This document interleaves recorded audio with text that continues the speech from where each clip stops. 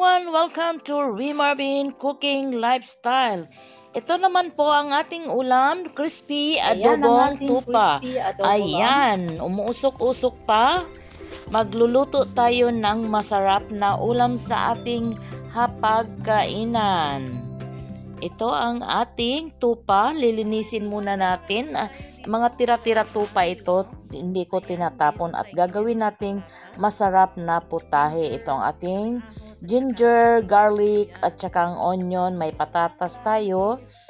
Itabi muna natin at ating himayin or tanggalan ng kanin ang ating tupa. Ayan. Atin lang yan himay-himayin. Tanggalin ang taba konti at saka ang kanin. Sa hindi pa nakasubscribe sa ating channel, just click the subscribe button and notification bell para ma-notify kayo sa ating mga newly uploaded recipe. Ayan ang inyong lingkod, patuloy lang ng paglilinis ng ating tupa. Kung baga sa Pilipinas, ito ay pagpag din na pagkain.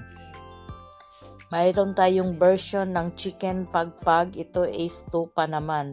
Gagawin nating crispy na masarap na adobo dahil request ng ating mga kababayan, mga kasamahan dito sa bahay. Kaya tayong mga OFW kailangan diskarte lang sa pagkain na gagawin nating ulam. Dahil marami kami dito kaya kailangan naming dumiskarte sa aming mga ulam. Ayan, ganun lang ang ating gagawin. O, kita nyo, diba? Sa kanila ito, pagkatapos ng mga party or azuma, tinatapon na ito nila. Pero tayo, pwede pa natin itong pakinabangan. O, diba? Ulam pa rin ito. Malinis naman yan. Hindi naman yan nila kinamay-kamay. Ayan. Ayan na, ito na, natapos na nating nalinisan at natanggal yung kanyang mga kanin. Dito sa ating air fryer, ilagay natin yan at atin yan siyang lulutuin para maging crispy bago natin lutuin na adobo. Yan, lagay na natin lahat. Luto na ito, kaya hindi na kailangan masyadong lutuin. Ayan, lutuin lang natin para maging crispy.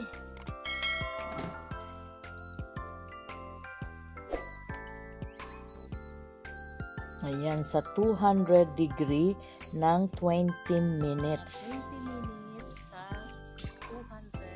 Again, sa hindi pa nakasubscribe sa ating channel, just click the subscribe button and notification bell para ma-notify kayo sa ating mga newly uploaded recipe. After 20 minutes, ito na ang ating tupa. Crispy na siya. Ayan. Sunod naman natin dito sa ating kawali. Maglagay tayo ng mantika. Isunod natin ilagay ang ating onion. Igisa natin hanggang mag-translucent at lalabas yung kanyang aroma. Patanggal din yan sa lansa niya. Pag hindi kasi tayo marunong magluto ng tupa, yung iba nag-aadobo is direct lahat ang lalagay ang mga sangka. Pero mas masarap kasi at malinamnam pag atin pang ginigisa at matanggal yung kanyang malansang amoy ng tupa or ng mga manok or kahit anong putahe. Ayan. Atin lang yan izote-zote. Tapos isunod natin ang garlic at ang ginger. Ayan, the more ginger, the more garlic is masarap ang ating dishes or ang ating ulam na lulutuin. Ayan, igisa lang natin hanggang mag-aroma. Habang ginigisa, lagyan natin ng asin para ma-enchant ang kanyang lasa. Then, magdagdag tayo ng cinnamon stick, laurel at saka yung star anise. May cloves pa tayong nilagay. Ayan, pampadagdag lasa at aroma sa ating adobo. Usually sa Pilipinas is laurel lang. Dito nilagyan ko ng cinnamon stick at saka laurel. Then isunod natin ang ating siling berde. Hiniwa-hiwa kasi masarap pag may sipa ang ating ulam. Yan, isutay-sutay lang natin.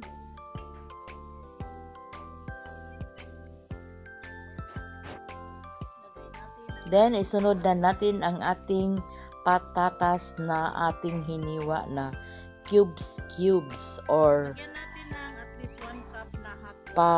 tapos maglagay tayo ng mainit na tubig at least 1 cup para maluto lang ang ating patatas. Then magdagdag tayo ng paminta. Dagdagan natin ng asin. Kunting asin, tansyahin ang asin para hindi aalat. Then, maglagay tayo ng oyster sauce.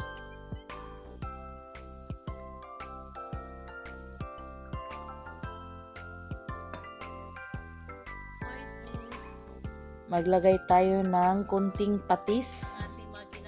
Thai patis ang ginamit natin dito. Ayan.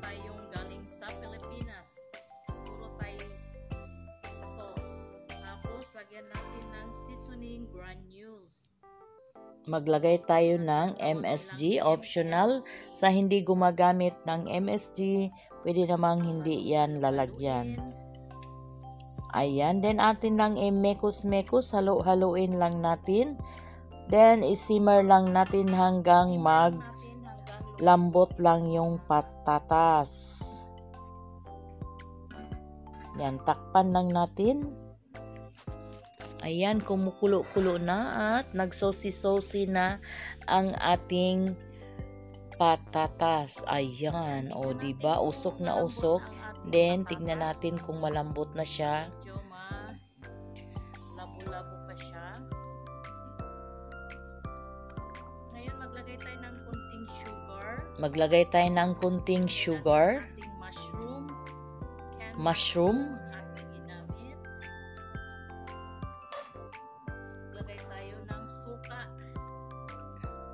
Ang ating vinegar.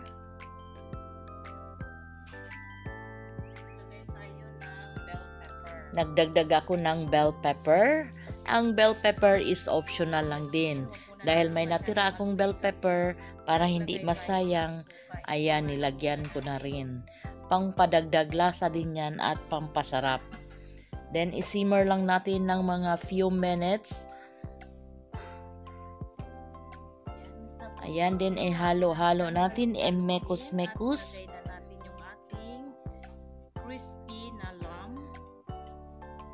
Special adobong lamb. Again, sa hindi pa nakasubscribe sa ating channel, just click the subscribe button and notification bell para ma-notify kayo sa ating mga newly uploaded recipe. Ayan mga ka-OFW, tignan nyo.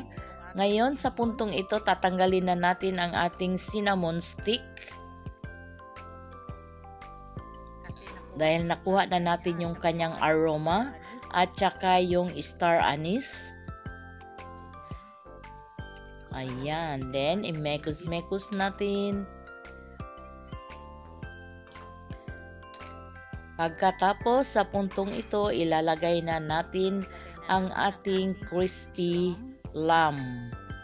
O diba, ang sarap tignan ng ating ulam. Tiyak na naman na marami namang makain ang ating mga kasamang ka-OFW dito sa bahay. Then atin lang siyang halo-haluin para well combine ang mga sangkap sa ating crispy lamb.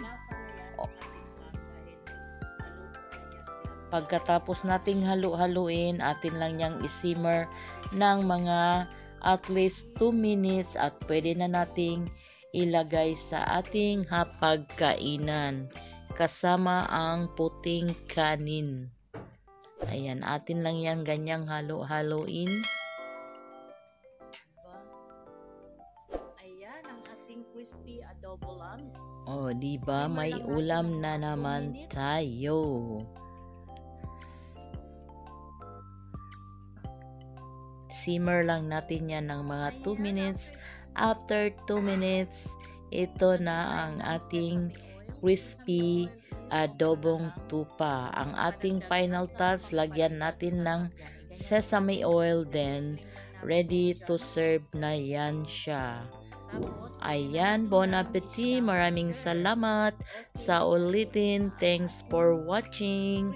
Bye-bye. God bless and be safe.